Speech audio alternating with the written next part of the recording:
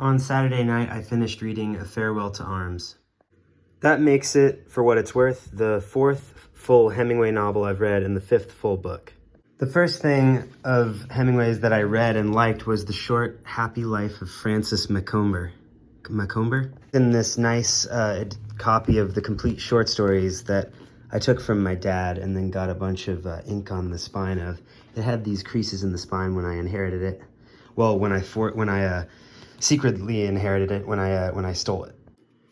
When I got to this part about the sudden white-hot blinding flash exploding inside his head, and that was all he ever felt, that was especially good. I don't know if I'd read anything really like that in all my years of reading. So I liked that, and then I really liked The Torrents of Spring. It seemed like it fit in with the sense of humor that I and my friends had. And then it was a while before I read any more Hemingway, and then I finally got this copy of A Movable Feast from the local bookstore. I think it might have been Powell's.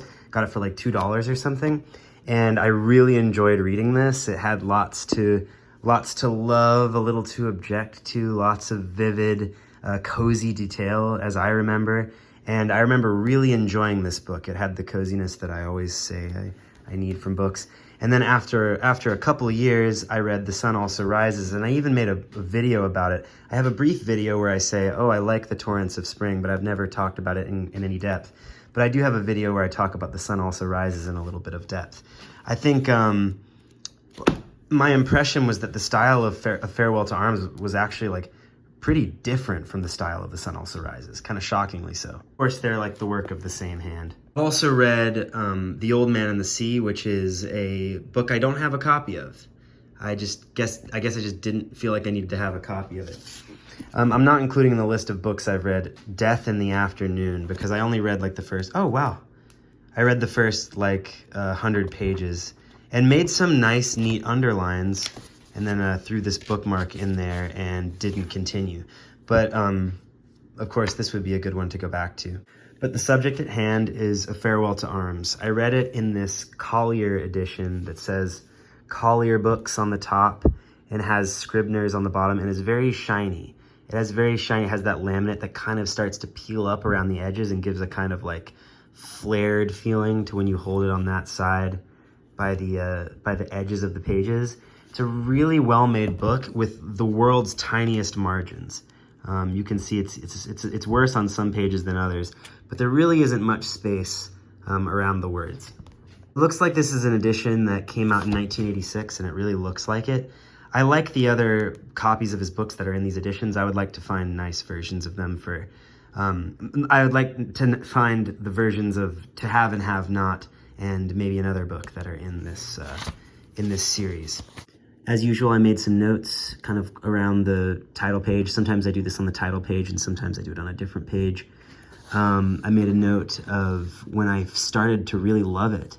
I made a note of an idea that rereading a paragraph is like looking at a GIF image. That's not really like very good thought.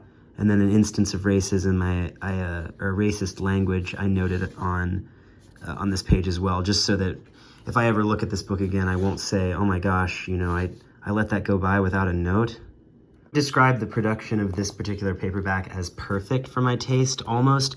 If the margins were just a little bit bigger on the inside, then I would say it was totally perfect. But the weight of the paper and the softness of it and the inkiness of the typography, all great. It's interesting how the chapter headings, being in these Roman numerals, gave me a feeling like they all kind of looked the same. And so whenever I wrote down the chapter number, I would always want to convert Roman numerals into real numbers, and then I would say, oh my gosh, you know, like real numbers look so much more distinct than these Roman numerals do. But that's just a weird, that's just normal bias toward our normal numerals. Books are set off by these blank spreads. This chapter, 25, was the one that I said made me want to reread the book. In this chapter, there's a conversation between the narrator and Rinaldi, who is one of the characters you kind of come to love in the book. Articulation of a knee plays a big, failure to articulate the knee fully plays a big role in this book and in all Hemingway books, I think I'm coming to realize. It feels like Hemingway's focus is really crisp in this book. Maybe other people disliked other Hemingway novels compared to this one because the focus of those books wasn't as crisp as the focus of this one. I had a friend named Drew who read the book in high school, I remember, for an extra credit project. And I remember thinking that he was pretty audacious to try to do that, because when I first looked at this book, I found it kind of totally impenetrable. And then this time when I read it, I found it really just lucid and clear.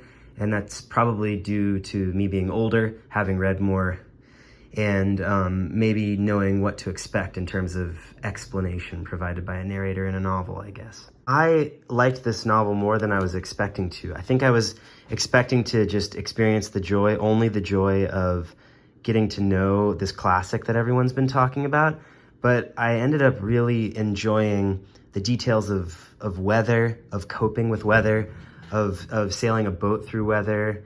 I liked how whenever wars, injuries, and bombs going off were not like pointedly, they didn't seem pointedly banal or pointedly heroic or anything. It really just felt like it was happening. As I read, I was really excited to tell my friends to read it. I was thinking, oh my gosh, I'm going to tell my friends that they should check out this book and read it because it's still as fresh today as it was then, yada yada. Until I got to the end, and then I thought, well, I'm going to have some sort of caveat where, you know, you need to be able to handle a certain kind of ending. And I don't know if I would recommend this book to anybody who has really any sort of extreme squeamishness about pregnancy or wants to, you know. I think the big thing that I took from this was just a feeling while writing where you kind of trust. You just place trust in things to have associations. Like, you don't have to like imagine the iceberg in the Hemingway writing style. It's just there, and you kind of trust that it's there. And if you just kind of focus and trust it, that it's there, it's there. So really, it's cool how the style doesn't seem like something you have to work to put on. It just seems like something that things will create by themselves. So yeah, that kind of trust fall of the style, like kind of seeing it at work in the book and then feeling it later when I would go to write, was one of the pleasures of reading this book. And it's one of the reasons why I recommend it to a writer. So you might say sometime like, you might say about this book, like, I recommend it to a writer, but not to a reader, I guess. Although that's not really true. It is really exciting. I was saying at times that it had both like a war novel, a romance novel, and kind of like a suspense novel in it. Yeah, so like 3 novels in one. I think at the end of the day, for now, I like it more than The Sun Also Rises. But I think that's just because there's distance between me and The Sun Also Rises, and I don't really freshly remember all of the funny stuff in here and all the ironic stuff in this book. People drink wine at weird times in this book. I feel like meals are this kind of heaven that every kind of act of war is kind of making people fall from the grace of. And I had to learn what grappa was while reading this. Books where it's the end and then there's no pages and it's just the back cover. That was true of this copy of the book. Yeah, I'm kind of at a loss for words. I read this kind of like just an adventure novel. I just went along with the adventure, you know, like boys who read Hatchet or kids who read Hatchet, you know, they just kind of go around and they don't really ask themselves what it all means. They're just like, oh my gosh, he's just stranded with his hatchet. Like, let's see where he goes and what creatures walk into the hold and stuff. This is kind of like that. And it was also, as I said, the pleasure of getting to know a classic, getting to know what's inside of a classic that everyone's been talking about. And I was pleased with the amount of like sex that's in here, and I was pleased with the amount of just, the amount of like jokes that were in here, the amount of just like, you know, beats that could have had a laugh track on them. You know, it was just really cool. Like, the dialogue is, as I said, really focused, it seems. Like, there isn't the kind of sense with other Hemingway books that people are kind of, that you're losing focus and now you're just kind of hearing random thoughts that are passing through an author's head. You really do kind of get the sense for long stretches in this book that you're hearing thoughts that are passing through the characters' heads. It was an experience kind of like reading Post Office and being like, I love Post Office, except not as extreme. This was, I mean, I expected to like this. but I wasn't expecting it to be this good. I'll close by just saying I really liked the moments in the hospital where the character got frustrated. I feel like if you're gonna write about anger, like something to take away today is that if you're going to write about anger, you might focus on those parts of the book where he's asking the surgeon why he needs to be operated on so far in the future, and he's campaigning, or he's kind of complaining and campaigning for a different doctor. Look at that, like the frustration there. And then also look at that scene where somebody's saying like, oh yeah, like they're kind of being flippant about what? This part where the porter's saying, ho ho ho. There's somebody who comes in and thinks that thinks that Henry is an Austrian and wants to kill him. The porter's joking and he's laughing like, ho ho ho, like how funny would it be if he cut my throat? Like this kind of stuff is stuff you should study if you're gonna write something where somebody's angry.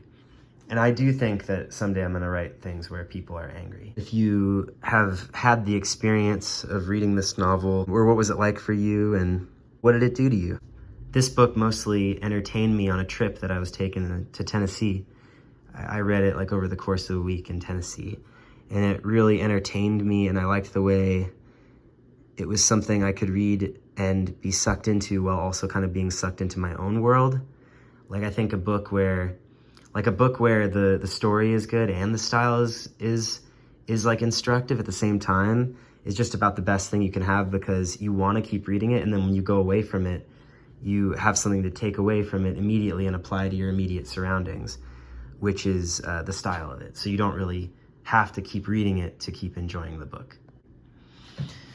So, yeah, a worthwhile read. Those are all my thoughts for now. Everybody take care and have a good day. Happy reading.